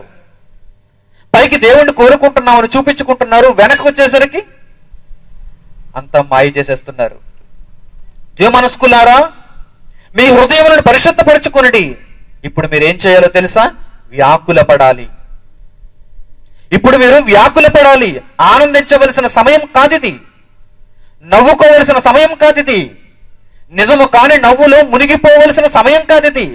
ఎవడో ఒకడు తెర మీదకి వస్తే వాడి యాక్షన్ చూసి మనం రియాక్షన్ ఇచ్చి నవ్వుకోవడం ఏంటి చెప్పండి? ఎవడో పులితెర మీదకి వస్తే వాడిని చూసి మనం నవ్వుకోవడం ఏంటి చెప్పండి? ద్విమనస్కులారా, మీ హృదయములను శుభ్రపరచుకొనండి, పరిశుద్ధపరచుకొనండి, వ్యాకులపడుడి, దుఃఖపడుడి, ఏడువుడి అంటున్నాడు. చూడండి, నిజంగా ఏ దేవుడైనా ఎవరినైనా ఎప్పుడైనా ఏడవమని చెబుతాడా? దుఃఖపడమని చెబుతాడా? నా దగ్గరికి రండి, మీకు ఆశీర్వాదం ఇస్తాను. నా దగ్గరికి రండి, మీకు నవ్వునిస్తాను. నా దగ్గరికి రండి, మీకు ఆనందాన్ని ఇస్తానని చెప్పాలి కదండి దేవుడు. చెప్పడు. దేవుడు అన్నవాడు అలా చెప్పడు. దేవుడు కానివాడైతే అలా చెబుతాడు. దేవుడు అన్నవాడు ఎలా చెబుతున్నాడు తెలుసా? నిజాన్ని నిజంగానే చెబుతున్నాడు. నిజం కాని నవ్వును మనుషులకు ఇవ్వాలనుకోవటం లేదు ఆయన. అబద్ధపు సంతోషాన్ని మనుషులకు ఇవ్వాలనుకోవటం లేదు ఆయన. ఆయన నిజమైన నవ్వును ఇవ్వాలి అనుకుంటున్నాడు. అందుకే ఏమంటున్నాడు తెలుసా? ద్విమనస్కులారా, రెండు మనసులు కలిగి ఉన్నవారులారా, ముందు నా దగ్గరికి రండి, అప్పుడు నేను మీ దగ్గరకు వస్తాను.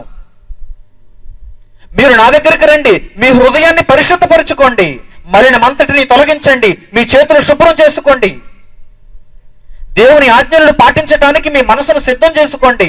అప్పుడు మీరు వ్యాకుల పడండి, దుఃఖపడండి, ఏడవండి. ఎందుకలా చెబుతున్నాడు? మీరు గనక ఇప్పుడు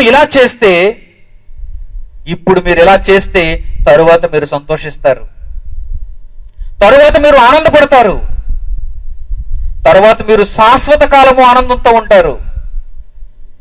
నిజమైన నవ్వులోనికి మీరు వెళ్ళిపోతారు. అందుకే ఏమంటున్నాడు చూడండి, ఆయన ఏమంటున్నాడు చూడండి, వ్యాకుల పడుడి, దుఃఖపడుడి, ఏడువుడి, మీ నవ్వు దుఃఖమునకును మీ ఆనందము చింతకును మార్చుకొనుడి అంటున్నాడు చూడండి. నవ్వులో ఇప్పటి వరకు మునిగి తేలుతున్నారేమో, ఆ నవ్వు మిమ్మల్ని నాశనంలోనికి తీసుకుని వెళ్ళిపోతుంది. ఎందుకంటే ఆ నవ్వు నిజమైనది కాదు. ఇప్పటి వరకు సంతోషంతో మీరు సిగ్గు లేకుండా బ్రతుకుతున్నారేమో, ఆ సంతోషం మిమ్మును అనతి కాలంలోనే ఆపదలోనికి నెట్టివేస్తుంది. అది కాదు మనం కోరుకోవలసింది. మీరు దేవుని నిజంగా ప్రేమించి ఆయన దగ్గరకు మీరు రాగలిగితే కనుక ఆయన ఏమంటున్నాడో తెలుసా? ఇప్పటి వరకు మీకున్న నవ్వును దుఃఖముగా మార్చేయండి. ఇప్పటి వరకు మీకున్నటువంటి సంతోషాన్ని ఏడ్పుకు మార్చేయండి. ఎవరి నిమిత్తం? నా నిమిత్తం, నా కొరకు, నా వాక్య ప్రకటన కొరకు, నా కొరకు బ్రతికే బ్రతుకు కొరకు మీరు ఇప్పటి వరకు మీకున్నటువంటి నవ్వును త్యాగం చేయాలి, మీ సంతోషాన్ని త్యాగం చేయాలి. అప్పుడు మీకు నేను 100 రెట్లు ఇస్తాను. అప్పుడు మీరు లెక్కింపలేనంత సంతోషాన్ని మీకు ఇస్తాను. శాశ్వత కాలము ఆనందకరమైన లోకంలో నిరంతరము నవ్వుతూ నవ్వుతూ నవ్వుతూ మీరు ఉండాలి అంటే గనుక ఇప్పుడు మీ నవ్వును, నిజము కాని నవ్వును మీరు త్యాగం చేయాల్సిందే. అసలేని సంతోషాన్ని మీరు త్యాగం చేయాల్సిందే. ప్రియమైన వారలారా, జాగ్రత్తగా ఆలోచించండి. పరలోకమందున్న దేవుడు మనుషులు ఏడవాలని కోరుకోవటం లేదు, నిజంగా నవ్వాలని కోరుకుంటున్నాడు, శాశ్వతముగా సంతోషించాలని కోరుకుంటున్నాడు. అందుకే తాత్కాలికమైన ఆనందాన్ని కోల్పోమంటున్నాడు. నిజము లేని నవ్వును మీరు అసహించుకోవాలి అంటున్నాడు. అందులోనికి మీరు వెళితే ఆ నవ్వులోనే చస్తారు అంటున్నాడు. నవ్వుతూ నవ్వుతూ నవ్వుతూ చచ్చిపోయిన వారు చాలా మంది ఉన్నారు. గుండె తట్టుకోలేక నవ్వుతూ నవ్వుతూ నవ్వుతూ పగలబడి నవ్వుతూ చచ్చిపోయిన వారు చాలా మంది ఉన్నారండి. గుండె అయిపోయింది. ఎందుకంటే ఆ నవ్వు గుండెకు మంచిది కాదు, ఆ నవ్వు మీ శరీరానికి మంచిది కాదు. కృత్రిమమైన నవ్వు కదా అది, కృత్రిమమైన నవ్వు, ఆర్టిఫిషియల్ లాఫింగ్. ఎవడో స్టేజ్ మీదకి వచ్చాడు, ఎవడో ఒక కుళ్ళి జోకు పేల్చాడు, ఏదో ఒక చిన్న సౌండ్ మీకు ఇచ్చి మీకు వినిపించారు, ఏదో ఒక చెత్త జోకు మీ కొరకు రాశారు, దానిని హాస్యం అన్నారు. కృత్రిమమైన నవ్వు, కృత్రిమమైన నవ్వు. ఇలా నవ్వాలి, ఇలా ఆనందించాలి, ఇలా సంతోషించాలి, ఇది అసలైన హ్యాపీనెస్ అంది ఈ అపవాది.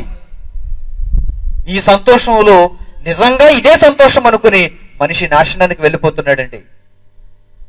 ఇదే నవ్వు అనుకుని మనిషి భ్రమపడుతున్నాడండి. అందుకే దేవుడు నిజాన్ని బట్టబయలు చేస్తున్నాడు. ఇది నవ్వు కాదు, ఇది నిజమైన నవ్వు కాదు, నరుల నవ్వు నిజము కాదు. నా యొద్దకు వచ్చిన మనిషి నా మాటలను నేర్చుకున్న తరువాత ఎవరైతే తమ హృదయాలను పరిశుద్ధపరుచుకుంటారో, వ్యాకుల పడతారో, దుఃఖపడతారో వారికి నేను నిజమైన నవ్వుని ఇవ్వాలనుకుంటున్నాను. వారికి నేను శాశ్వతమైన సంతోషాన్ని ఇవ్వాలనుకుంటున్నాను. నా కొరకు బ్రతకండి, నా కొరకు చెమటోడ్చండి, నా కొరకు మీరు ఆకలి దప్పులు కలిగి ఉండండి. ఆ తరువాత రాబోయే జీవితం అంతా మీకు ఆనందమే, మీకు సంతోషమే, మీకు నవ్వే. ఫిలిప్పీలకు రాసిన పత్రిక, అపోస్తలుడైన పౌలు ఫిలిప్పీలకు రాసిన పత్రిక 4వ అధ్యాయం చూడండి, ఏమంటున్నాడో జాగ్రత్తగా అర్థం చేసుకోండి. అపోస్తలుడైన పౌలు ఫిలిప్పీలకు రాసిన పత్రిక 4వ అధ్యాయము 4వ వచనం. అపోస్తలుడైన పౌలు ఫిలిప్పీలకు రాసిన పత్రిక 4వ అధ్యాయము 4వ వచనం. ఎల్లప్పుడూ ప్రభువునందు ఆనందించుడి, మరలా చెప్పుదును ఆనందించుడి. మీరు సంతోషించాలి, మీరు ఆనందించాలి అనే దేవుడు కూడా కోరుకుంటున్నాడు. కానీ కొద్దిసేపు మాత్రం కాదు, తాత్కాలికంగా మాత్రం కాదు, అప్పటికప్పుడు మాత్రం కాదు. ఆనందించుడి. ఎలా ఆనందించాలి? సంతోషించుడి. ఎవరి యందు సంతోషించాలి? ప్రభువునందు అన్నాడు. చూడండి, ప్రభువునందు. నిజమైన సంతోషం ఎవరిలో ఉందంటున్నాడు? ప్రభువులో ఉందంటున్నాడు, క్రీస్తులో ఉందంటున్నాడు. ఎవరైతే మీ జీవితాలను క్రీస్తును అంగీకరించి ఆహ్వానిస్తారో వారికి మాత్రమే నిజమైన సంతోషం, వారు మాత్రమే నిజమైన ఆనందాన్ని చూడగలరు. ఆ క్రీస్తును కలిగి ఉన్న నేను నిరంతరము సంతోషంలో ఉంటున్నాను. ఎందుకంటే క్రీస్తులో ఉన్న ఆనందం అది. మరణిస్తే మహాలోకాన్ని తండ్రి ఇస్తాడని, ఆకలి దప్పికలు లేని ఆనందమైనటువంటి లోకాన్ని నాకు ఇస్తాడని నిజమైన సంతోషంతో నేనున్నాను. ఎందుకంటే ప్రభువు నాలో ఉన్నాడు గనక. ఆనందించుడి, కానీ మీరు ప్రభువునందు ఆనందించాలి. సంతోషించాలి, కానీ ప్రభువునందు ఆనందించాలి, ప్రభువునందు సంతోషించాలి. మీ సహోదరుడు ఆనందించలేదా? ఈరోజు ఆనందించాడు, కానీ ఓవర్ ఆనందం కాదది. ఏమండి, నలుగురు అపహాసకులను పిలుచుకుని, నలుగురు పాపాత్ములను పిలుచుకుని వారందరికీ భోజనాలు పెట్టి, చాక్లెట్లు పంచిపెట్టి, కేకులు కట్ చేయించి, మద్యం తాగి, డాన్సులు వేసి, పాటలు పాడే ఆనందం కాదు ఇది. కానీ ఈయన ఆనందించే ఆనందం ఏంటో తెలుసా? ప్రభువునందు ఆనందం, ప్రభువునందు ఆనందం. అందుకే బైబిల్ గ్రంథంలో ఏమంటున్నాడో తెలుసా ఆయన? మీరు ప్రభువునందు ఆనందించాలి, మరలా చెప్పుదును ప్రభువునందే మీరు ఆనందించాలి. లోకానికి పరిచయమైనటువంటి ఒక వ్యక్తి మీకు తెలుసు, ఆయన పేరే అబ్రహాము. ఈ భూమి మీద ఉన్నటువంటి ఎందరో మనుషులు అబ్రహామును నేటికి విశ్వసిస్తున్నారు. 1000 సంవత్సరాల క్రితం భూమి మీద జన్మించి, భూమి మీద బ్రతికి, దేవుని ఇష్టాన్ని నెరవేర్చినటువంటి అబ్రహాము అనేటువంటి వ్యక్తి చాలా మందికి పరిచయం, చాలా మందికి పరిచయం. ఇశ్రాయేలు మహాజనాంగాన్ని ఆయన ద్వారానే దేవుడు తీసుకుని వచ్చాడు. దేవునికి అబ్రహాం అంటే చాలా ఇష్టం. అబ్రహాముకు దేవుడు అంటే చాలా ఇష్టం. అబ్రహాము ప్రతి క్షణం దేవుని యందు ఆనందించాలి అనుకునేవాడు. తన ఆనందమును దుఃఖములకు మార్చుకున్నవాడు, వ్యాకుల పడేవాడు. తన సంతోషాన్ని దేవుని పరంగా దుఃఖానికి మార్చుకున్నటువంటి ఒక మంచి ప్రవక్త, మంచి నీతిమంతుడు. ఈ అబ్రహాము తన జీవిత కాలములో, తన బ్రతుకుతున్నటువంటి కాలములో ఒకసారి చాలా ఆనందించాడు, చాలా సంతోషించాడు. దేనిని బట్టి అనుకుంటున్నారు? అబ్రహాముకు దేవుడు ఆశీర్వాదాన్ని ఇచ్చినందుకు అనుకుంటున్నారా? అబ్రహాముకు దేవుడు కుమారుణ్ణి ఇచ్చినందుకు అనుకుంటున్నారా? అబ్రహాముకు దేవుడు సంపదలన్నిటినీ ఇచ్చినందుకు అనుకుంటున్నారా? రాజ్యం ఇచ్చినందుకు అనుకుంటున్నారా? దేశాలను ఇచ్చినందుకు అనుకుంటున్నారా? కానే కాదండి. వాటన్నిటి విషయంలో అబ్రహాముకు చాలా చిన్ని సంతోషం. కానీ అబ్రహాము తన జీవిత కాలములో ఒకే ఒక్కసారి మిక్కిలి సంతోషించాడు. చాలా ఆనందించాడు. అలాంటి సంతోషం అబ్రహాముకు అంతకు మునుపు లేదు, ఆ తరువాత లేదు. ఏంటనుకుంటున్నారు ఆ సంతోషం? భూమి మీద ఎంతో మంది నమ్ముతున్న అబ్రహాము, ఈరోజు ఎంతో మంది నమ్ముతున్నారు అబ్రహాముని. క్రైస్తవులు నమ్ముతున్నారు, ఇస్లాం వారు నమ్ముతున్నారు. ఇబ్రహీం అంటారు ఆయనని, ఇస్లాం వారు. ప్రపంచంలో అత్యధిక జనాభా, కోటాను కోట్ల మంది మనుషులు అబ్రహామును విశ్వసిస్తున్నారు కదా. ఆ అబ్రహాము తన జీవిత కాలములో ఒకానొక రోజున చాలా ఆనందించాడు, చాలా సంతోషించాడు. అబ్రహాము నీతి కలిగిన వాడండి. అందుకే ఏ విషయంలో సంతోషించాలో, ఎక్కడ ఆనందించాలో, ఎక్కడ మహదానందంతో పొంగిపోవాలో అక్కడ మాత్రమే అబ్రహాము ఆనందిస్తున్నాడు. తనకు కొడుకు పుట్టినందుకు కొద్దిగా సంతోషించాడంతే. తనకు దేవుడు ఒక స్వాస్యమును ఇచ్చినప్పుడు కొద్దిగా సంతోషించాడంతే. ఒక వాగ్దానాన్ని చేసినప్పుడు కొద్దిగా ఆనందించాడంతే. కానీ నిజముగా అబ్రహాము జీవితంలో ఎప్పటికీ రానిది ఒకానొక రోజున వచ్చేసరికి, ఆయనకు ఎదురు పడేసరికి చాలా ఆనందించినట్టుగా బైబిల్లో రాయబడింది. చాలా ఆనందించినట్టుగా బైబిల్లో రాయబడింది. అలాంటి ఆనందం అబ్రహాముకు అంతకు మునుపు ఎన్నడూ లేదండి, ఆ తరువాత కూడా లేదండి. చూద్దాం ఏ సందర్భంలో అబ్రహాము దేనిని బట్టి మిక్కిలి ఆనందించాడో మనకు అర్థమైతే మనము కూడా మన జీవితాలలో ప్రతి క్షణం దానిని బట్టే ఆనందించాలనేటువంటి జ్ఞానం మనకు కలగాలి. అలాంటి నిర్ణయం మనం తీసుకోవాలి. చూద్దాం యోహాను సువార్త 8వ అధ్యాయము. యోహాను సువార్త 8వ అధ్యాయం జాగ్రత్తగా చూడండి. యోహాను సువార్త 8వ అధ్యాయము 56వ వచనం. యోహాను సువార్త 8వ అధ్యాయము 56వ వచనం. మీ తండ్రి అయిన అబ్రహాము చరిత్రలో ఒకనాడు పుట్టినవాడు, ప్రపంచంలో అత్యధిక జనాభా నమ్ముచున్నవాడు. మీ తండ్రి అయిన అబ్రహాము నా దినము చూతునని మిగులు ఆనందించెను. ఇస్సాకు పుట్టినప్పుడు కాదు, శారాను వివాహం చేసుకున్నప్పుడు కాదు, ఇస్సాకుకు మొదటి పుట్టినరోజు జరిపినప్పుడు కాదు, ఇస్సాకు బలి ఎమ్మన్నప్పుడు, దేవుడు ఆ బలి వద్దన్నప్పుడు, తన కొడుకును తిరిగి పొందినప్పుడు కాదు. ఎప్పుడో తెలుసా? అబ్రహాముకు కలిగిన మిగులు ఆనందం ఎప్పుడో తెలుసా?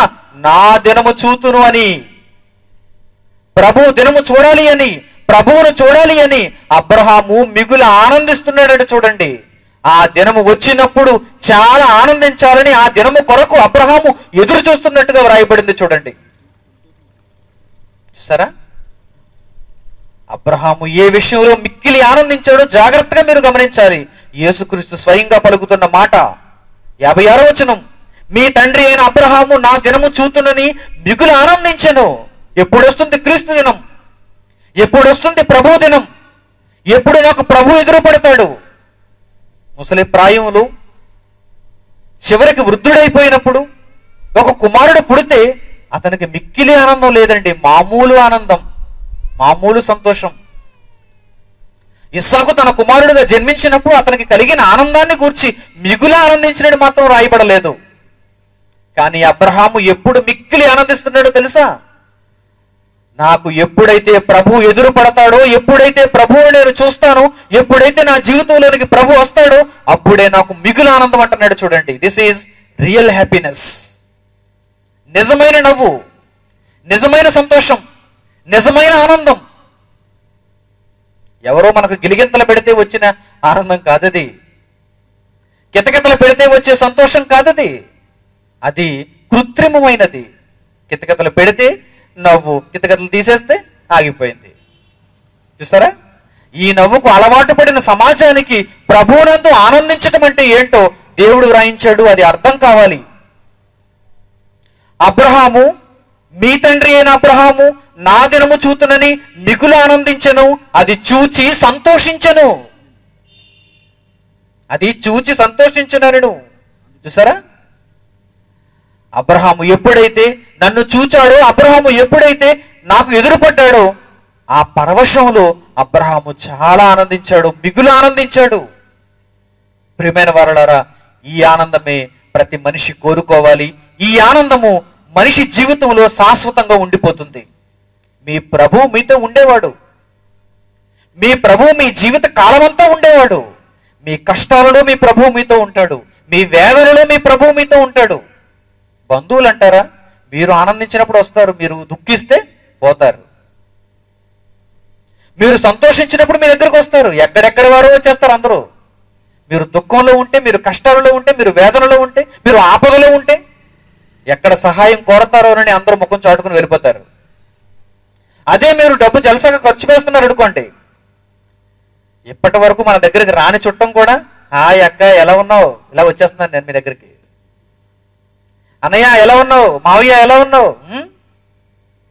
ఇది నిజం కాదండి, ఇదంతా బూటకం అండి. అందుకే ఆయన గ్రంథంలో ఏమంటున్నాడో తెలుసా, ఆయన మీరు నిజమైన స్నేహితులను సంపాదించుకోవాలి, నిజమైన బంధువులను సంపాదించుకోవాలి, నిజమైన నవ్వును కలిగి ఉండాలి. ప్రభువునందు ఆనందించుడి, ప్రభువునందు ఆనందించుడి. మరలా చెప్పుదును, ప్రభువునందు మీరు ఆనందించుడి. ప్రభువునందు ఆనందించేవారు భూమి మీద ఎవరు ఉంటారో వారిని చూచి దేవుడు కూడా వారి యందు ఆనందిస్తాడు. ఇది మరో రహస్యం. భూమి మీద దేవుని యందు ఎవరైతే ఆనందిస్తున్నారో వారిని చూచిన దేవుడు కూడా పరలోకంలో నుండి ఆనందపడిపోతున్నాడు, సంతోషపడిపోతున్నాడు. ఒకరి విషయంలో ఆయన పడిన ఆనందాన్ని మనం చూసి ఈ కార్యక్రమం ముగింపులోనికి వెళదాం. మత్తయి సువార్త 3వ అధ్యాయం. మత్తయి సువార్త 3వ అధ్యాయం చూడండి. యేసుక్రీస్తు బాప్తిసం పొందుతున్నాడు, అనేక మందికి మాదిరిని చూపిస్తున్నాడు. మత్తయి సువార్త 3వ అధ్యాయము 16వ వచనం నుండి, మత్తయి సువార్త 3వ అధ్యాయము 16వ వచనం నుండి, యేసు బాప్తిస్మం పొందిన వెంటనే నీళ్లలో నుండి ఒడ్డుకు వచ్చెను. ఇదిగో ఆకాశము తెరవబడెను, దేవుని ఆత్మ పావురం వలె దిగి తన మీదకి వచ్చుట చూచెను. మరియు పరలోకంలో నుండి ఒక స్వరం వినిపించింది, ఒక శబ్దం వినిపించింది. ఏమిటది? ఇదిగో ఈయనే నా ప్రియకుమారుడు. భూమి మీద ఉన్న మనుషులందరూ నాకు కుమారులైనా వారు నా ప్రియకుమారుడు కాలేకపోతున్నారు. భూమి మీద ఉన్న మనుషులందరూ ఆదాము మొదలుకొని నేటి వరకు ఎందరో నా గర్భానే పుట్టారు, తండ్రి అయిన దేవుని గర్భాన పుట్టారు. వీరందరూ నాకు ప్రియ కుమారులుగా ఉండవలసిన వారు, కానీ నిజము కాని నవ్వును వెంబడిస్తున్నారు గనక, నరుని నవ్వు నిజము కాదని తెలుసుకోలేక ఆ నవ్వులోనే మునిగి తేలుతూ ప్రభువునందు ఆనందించటం వారి చేత కాలేదు గనుక, ప్రభువు కొరకు వారు బ్రతకటం లేదు గనుక, వారి యందు దేవుడు సంతోషించటం లేదు, వారిని తన ప్రియ కుమారులుగా ఆయన చెప్పుకోవటమూ లేదు. కానీ యేసుక్రీస్తు భూమి మీదకి వచ్చేసరికి ప్రభువునందు ఆనందించే తన ప్రియ కుమారుడు కనిపిస్తున్నాడు. యేసుక్రీస్తు అన్ని విషయాలలో ప్రభువునందు ఆనందించి యేసుక్రీస్తు కనిపిస్తున్నాడు దేవునికి. అందుకే బాప్తిసం పొందిన తర్వాత ఆయన నేలలో నుండి ఒడ్డుకు రాగానే ఆకాశం తెరవబడెను, దేవుని ఆత్మ పావు ఆకారములో ఆయన మీదకి దిగివచ్చడు చూచెను. అప్పుడు ఏమంటున్నాడో చూడండి, పరలోకముందున్న తండ్రి, మరియు ఇదిగో ఈయనే నా ప్రియ కుమారుడు. ఈయనే అంటున్నాడంటే ఇంకెవ్వరు లేరని అర్థం అండి. ఇంకెవరు ఆయనకు అంత సంతోషాన్ని ఇవ్వలేకపోతున్నారని అర్థం అండి. పరలోకంలో ఉన్న దేవునికి సంతోషం లేదు, పరలోకంలో ఉన్న దేవునికి నవ్వు లేదు. భూమి మీద మీరు నవ్వుకుంటున్నారేమో ఒక చిన్ని ప్రోగ్రాం చూసి, భూమి మీద మీరు నవ్వుకుంటున్నారేమో ఒక చిన్న జోకు పేల్చుకుని, కుల్లి జోకు. కానీ పరలోకంలో ఉన్న దేవునికి ఎప్పుడు సంతోషం కలుగుతుందో తెలుసా? భూమి మీద ఎవరైతే ప్రభువునందు ఆనందిస్తారో, భూమి మీద ఎవరైతే దేవుని కార్యక్రమములు యందు ఆనందిస్తారో, దేవుని ఇష్టాన్ని నెరవేర్చుట యందు ఆనందిస్తారో, అలాంటి వారిని కనుగొన్నప్పుడు పరలోకంలో ఉన్న దేవునికి సంతోషం, ఆనందం. అందుకే యేసు బాప్తిసం పొందిన తర్వాత ఆ యేసును చూచిన ఆ కన్న తండ్రి ఏమంటున్నాడో తెలుసా? ఇదిగో ఈయనే నా ప్రియ కుమారుడు, ఈయన యందు నేను ఆనందించుచున్నానని ఒక శబ్దము ఆకాశము నుండి వచ్చెను. యేసుక్రీస్తునందు ఆనందిస్తున్నాడా? యేసుక్రీస్తునందు దేవుడు సంతోషిస్తున్నాడా? మనుషులెవ్వరిలో లేని ఆనందం యేసుక్రీస్తులో ఆయన చూడగలుగుతున్నాడంటే నిజముగా యేసుక్రీస్తు దేవుని కొరకు బ్రతుకుతున్నాడని మీరు అర్థం చేసుకోవాలి. మీరు కూడా అలా బ్రతికితే ఆ తండ్రి అయిన దేవునికి సంతోషాన్ని ఇవ్వగలరని మీరు నేర్చుకోవాలి. ప్రియులారా, జాగ్రత్త పడండి. ఇప్పటి వరకు అబద్ధపు బూటకపు ఎందుకు పనికిరాని మనలను నాశనానికి చేర్చే నవ్వులో ఉన్నారేమో. జాగ్రత్త పడండి. ఆ నవ్వుకు దూరం అవ్వండి, ఆ అపహాస్యానికి దూరం అవ్వండి, ఆ దుష్టునికి దూరం అవ్వండి, ఆ పాపానికి దూరం అవ్వండి. మీ హృదయాన్ని పవిత్రపరుచుకోండి. ఆ నవ్వునంతటిని దుఃఖానికి మార్చేయండి. ఆ సంతోషం అంతటిని వ్యాకులానికి మార్చేయండి. ప్రభువునందు ఆనందించడం నేర్చుకోండి. మీ జీవితంలో ఇక మిగిలిన కాలాన్ని దేవుని కొరకు అర్పించడం అలవాటు చేసుకోండి. ఆ తరువాత ఈ దేహాన్ని విడిచిపెట్టిన తరువాత ప్రతి క్షణం ఆనందించే ఆనందకరమైన లోకములోనికి దేవుడు తప్పక ఆహ్వానిస్తాడు. అదే నిజమైన నవ్వు, అదే నిజమైన సంతోషం, అదే శాశ్వతమైన ఆనందం. ప్రార్థన చేసుకుందాం. తలలు వంచి ప్రార్థనలో ఏకీభవించండి. పరలోకమందున్న మా తండ్రి, మీరు అనుగ్రహించినటువంటి చక్కని జ్ఞానము కొరకు, మీ మాటల కొరకు మా హృదయపూర్వకమైన ధన్యవాదాలు తెలియజేస్తున్నాం. లోకమందు మనుష్యులుగా ఉన్నటువంటి వారందరూ మీ కడుపున పుట్టిన వారైనా మీ జ్ఞానము తెలియక, ఎక్కడ ఆనందించాలో, ఎలా ఆనందించాలో, ఎలా నవ్వాలో తెలియక అభాగ్యులై మీ జీవవాక్యానికి దూరం అయిపోతున్నారు. అటువంటి పరిస్థితుల్లో చక్కని అంశం ద్వారా మీ మాటలను మాకు నేర్పించి, మీ సంగతుల ద్వారా మాకు జీవమును అనుగ్రహించి, ఎలా సంతోషించాలో, ఏది నిజమైన నవ్వు నేర్పించినందుకు మీకు వందనములు చెల్లిస్తున్నాం. కేవలము వినువారు మాత్రమై ఉండి మమ్మను మేము మోసపుచ్చుకొనకుండా మీరు చెప్పిన వాక్య ప్రకారము ఇక నుంచి బ్రతుకుతూ మమ్మను మేము రక్షించుకొనగలుగుటకు మాకు సహాయం చేయండి. నిజమైన నవ్వులో ప్రవేశించి ఇప్పటి వరకు ఉన్న ఈ బూటకపు నవ్వును దుఃఖమునకు మార్చి వ్యాకులపడి మా హృదయమును పవిత్రపరుచుకొని, మా చేతులు శుభ్రం చేసుకొని మీ చిత్తమును నెరవేర్చుట యందు ఆలోచన కలిగిన వారమై ఉండుటకు మాకు జ్ఞాన హృదయాన్ని కలుగు చేయండి. జ్ఞానుల గద్దింపు మాటలు వినుట మేలు అని, శ్రేష్టమని మీరు వ్రాయించినట్టుగా ఆ మాటల యందు ఎల్లప్పుడూ సంతోషించి, ధర్మశాస్త్రమునందు ఆనందిస్తూ, ప్రభువునందు ఎల్లప్పుడూ సంతోషించే, ఆనందించే భాగ్యాన్ని మాకు అనుగ్రహించండి. మీ మాటలు విన్న ప్రతి బిడ్డను జ్ఞాపకం చేసుకొని, హృదయమందు వ్యాకులత ఉన్నా, హృదయమందు బాధ ఉన్నా పైపైన నవ్వుకునేటువంటి జీవితము నుండి తొలగి నిజమైన సంతోషము కొరకు మీ జీవగ్రంథంలో రాయబడిన మాటల ప్రకారము బ్రతికే అవకాశం ప్రతి ఒక్కరూ పొందటానికి సహాయం చేయండి. మరొకసారి కుమార అమ్మని దంపతులను జ్ఞాపకం చేసుకుని, వారికి ప్రేమించి మీరు ఇచ్చినటువంటి గర్భఫలం శాశ్వత ఆనందిని తండ్రి మీరు దీవించి, నిజముగా ఈ ఆనందమును, ఈ నవ్వును, ఈ సంతోషమును శాశ్వతమైనదిగా పొందగలిగి అనేక మందికి దానిని ప్రచురం చేసే బిడ్డగా ఉండగలుగుటకు మీ కృపను దయచేయమని వేడుకుంటూ, దూర ప్రాంతాల నుంచి వచ్చిన వారు తిరిగి క్షేమంగా వారి ఇంటికి చేరుకోగలిగినట్లుగా సహాయం చేయమని కోరుకుంటూ, మరొక మంచి సందర్భం ద్వారా, మరొక మంచి సన్నివేశం ద్వారా మేమందరము కలిసి మీ జీవవాక్యంలో పాలిపంపులు కలిగి ఉండే భాగ్యం కల్పించమని వేడుకుంటూ, యేసుక్రీస్తు వారి ద్వారా మా ప్రార్థనా విన్నపములన్నిటినీ పరలోకమందున్న మీ సన్నిధికి చేరుస్తున్నాం తండ్రి. ఆమేన్. మన తండ్రి అయిన దేవుని ప్రేమ, ఆయన కుమారుడైన యేసుక్రీస్తు వారి కృప, పరిశుద్ధాత్మ దేవుని యొక్క అన్యోన్య సహవాసం సదాకాలం మనకు తోడై నడిపించును గాక. ఆమేన్. అందరికి వందనములు. సెలవు.